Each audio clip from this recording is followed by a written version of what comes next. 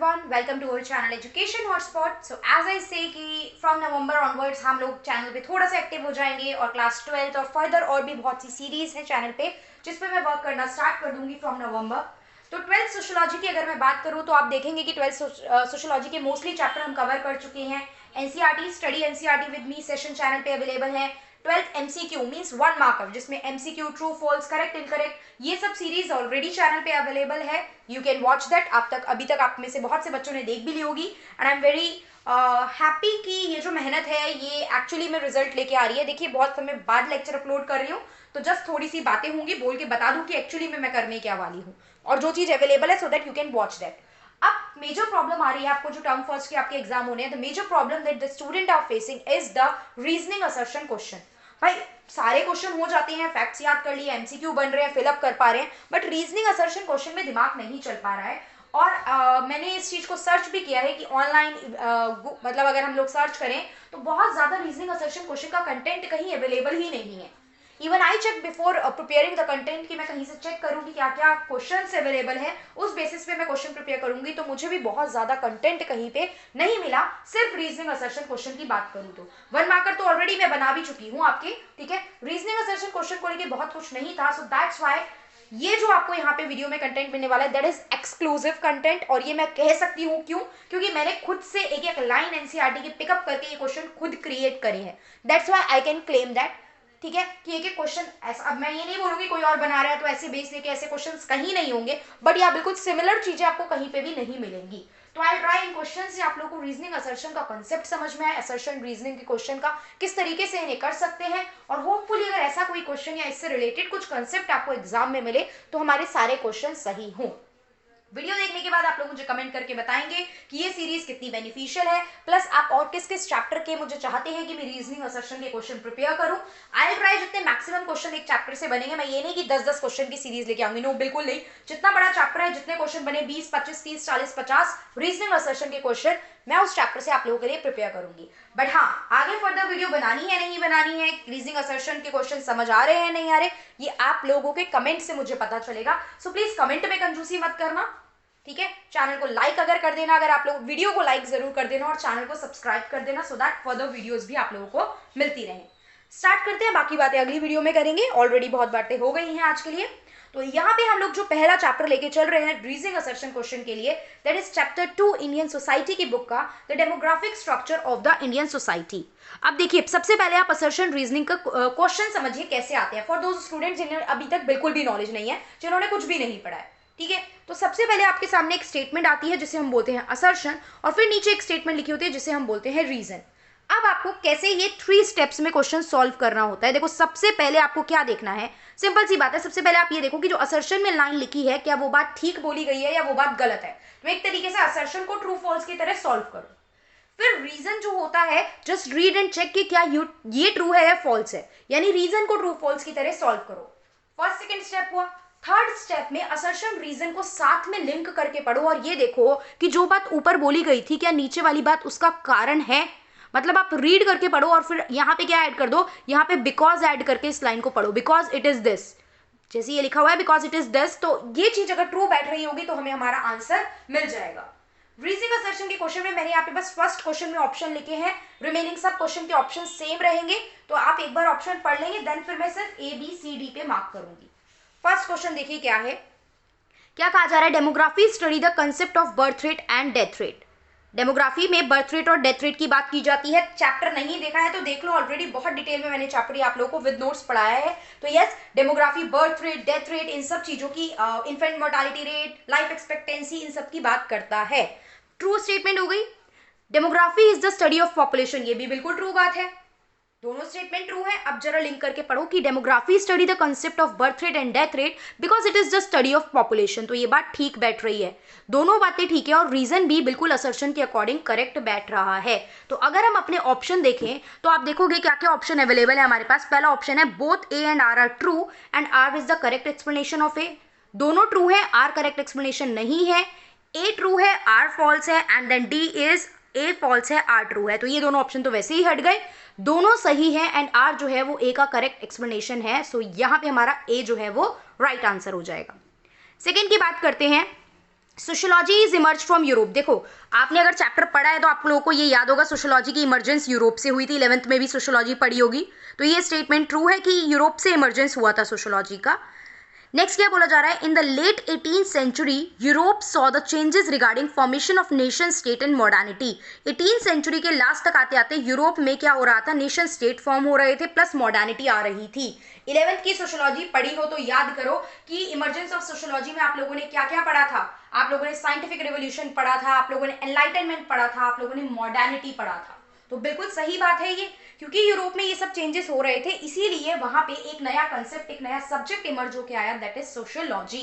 तो दोनों बातें ठीक है, एंड जो ये रीजन बोला गया है ये भी एज पर द असर्शन ठीक है, क्योंकि नेशन स्टेट का फॉर्मेशन हो रहा था और मॉडर्निटी आ रही थी। दैट्स वाई हम कह सकते हैं कि सोशियोलॉजी का इमर्जेंस यूरोप से हुआ।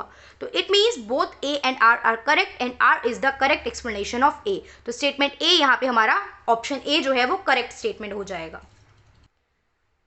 थर्ड क्वेश्चन की बात करते हैं, the practice of collection of data of social statistic by the state emerge as a new concept. Social statistic, statistic मतलब क्या होता है, to collect the information, the thing that can be presented in the numeric form. जो भी चीज number की form में present की जाती है हम उसे स्टैट बोलते हैं।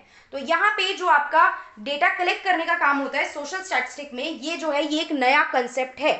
ठीक है, पहले तो ये देखो कि सही बात है गलत बात है। So this is wrong because it is not a new concept, it is a old concept. बहुत पहले से ये चीजें चली आ रही हैं कि हम सोसाइटी में अलग अलग चीजें हमें इंप्लीमेंट करनी है, हमें कुछ पॉलिसी लानी है, कुछ इन्फॉर्मेशन पता करनी है, तो हम इंफॉर्मेशन कलेक्ट करते हैं। So it is not a very new concept, ये पुराना कंसेप्ट है।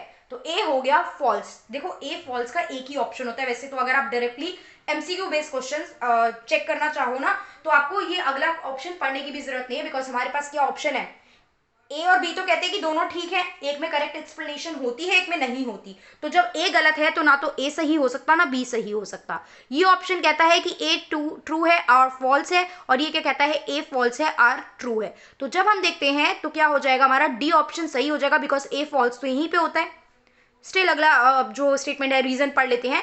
American census of 1790 was the first modern census. बिल्कुल सही, ये तो मैंने आपको वन मार्कर जो क्वेश्चन स्टार्ट करे थे वहां पे भी इस बात का जिक्र किया था।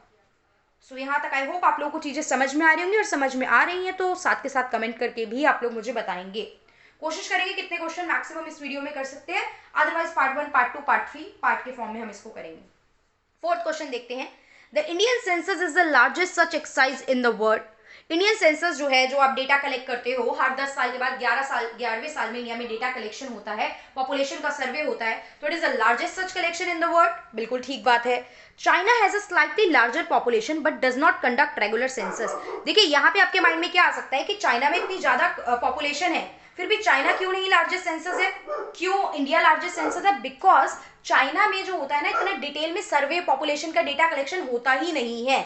तो ये दोनों बातें ठीक हैं कि in India census is largest such exercise, Indian census is largest such exercise in the world, because China में लार्जर पॉपुलेशन है फिर भी वो रेगुलर सेंसस कंडक्ट नहीं करता।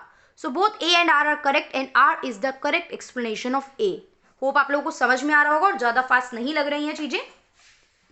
नेक्स्ट हम लोग फिफ्थ क्वेश्चन की बात करते हैं। तो यहाँ पे क्या दिया है, marks study explain the variation in suicide rate across different country. Suicide में जो वेरिएशन होता है, जो चीजें बढ़ रही हैं कम हो रही हैं, ये मार्क्स की स्टडी जो है वो बताती है। मैंने क्या बोला था, पहला step check whether the assertion is right और रॉन्ग। तो इफ आई चेक की असर्शन की बात की जाए तो ये स्टेटमेंट गलत है, क्योंकि मार्क्स स्टडी नहीं करता। कौन स्टडी करता है, डर्केम जो है वो स्टडी करते हैं आपकी थ्योरी ऑफ सुसाइड।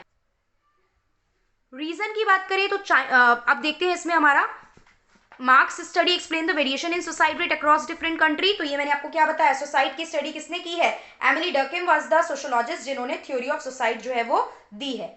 अगला यहाँ पे अगर हम देखें रीजन, तो ये देखते हैं theory of suicide argued that the rate of suicide had to be explain by the social causes. ये जो डर्केम ने बोला कि इंडिविजुअल रीजन नहीं है कि कोई पर्सन सुसाइड कर रहा है, किसी पर्सन ने सुसाइड कर लिया तो वो हम उसके इंडिविजुअल रीजन में नहीं डालेंगे, that reason will fall under the social causes, there are certain social factor which lead to the theory of suicide. बाकी फर्दर स्टडी करोगे तो बहुत डिटेल में पढ़ोगे कि उन्होंने क्या क्या चीजें बताई हैं, उन्होंने इन्फॉर्मेशन कलेक्ट करके पूरी सुसाइड के बारे में स्टडी की थी। लेकिन यहाँ पे बस हमें इतना जानना है कि उन्होंने इंडिविजुअल रीजन नहीं, उन्होंने सोशल रीजन दिए थे थ्योरी ऑफ सुसाइड के। तो ए फॉल्स हो गया, आर ठीक हो गया, तो हमारा ऑप्शन कौन सा करेक्ट हो गया, डी करेक्ट हो गया। नेक्स्ट बात करते हैं यहाँ पे क्वेश्चन की, humanity is condemned to live in poverty. ये जो ह्यूमैनिटी लोग हैं, ह्यूमंस हैं, ये पॉवर्टी में जी रहे हैं, they are condemned to live in poverty.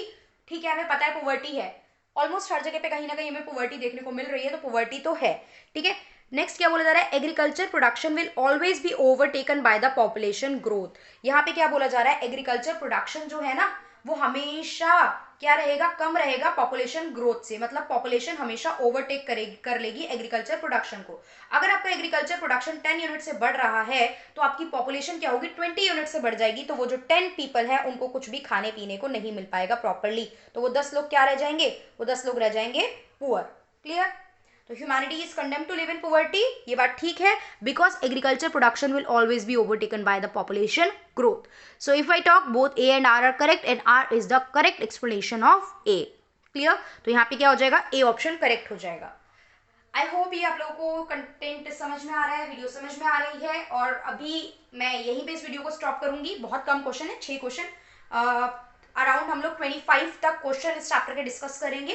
Starting में थोड़ी सी बातें की है, दैट्स वाई ये वीडियो थोड़ी सी 11-12 मिनट की हो गई है, बट नेक्स्ट वीडियो 10 मिनट की करके हम और 10-12-15 क्वेश्चन जो है वो इस चैप्टर के कवर अप करेंगे। इसी तरीके से हर चैप्टर का, या फिर आप लोग मुझे बता सकते हैं कि कौन सा चैप्टर आपको थोड़ा सा टिपिकल लग रहा है, तो मैं पहले उसके रीजनिंग असर्शन के क्वेश्चन आप लोगों के साथ शेयर करूंगी। Okay, so I will wait for your comment, so that मैं इसी अकॉर्डिंग आगे इसी जो वीडियोज हैं इनके साथ प्रोसीड कर सकूँ, और किस तरीके से हमें आगे वीडियो को लेके जाना है, रीजनिंग असर्शन के क्वेश्चन करने हैं, वो मैं प्लान कर सकूँ, बिकॉज टाइम जो है वो बहुत कम बचा है वो हमारे पास। Okay, so that's all for this video, thank you for watching the video.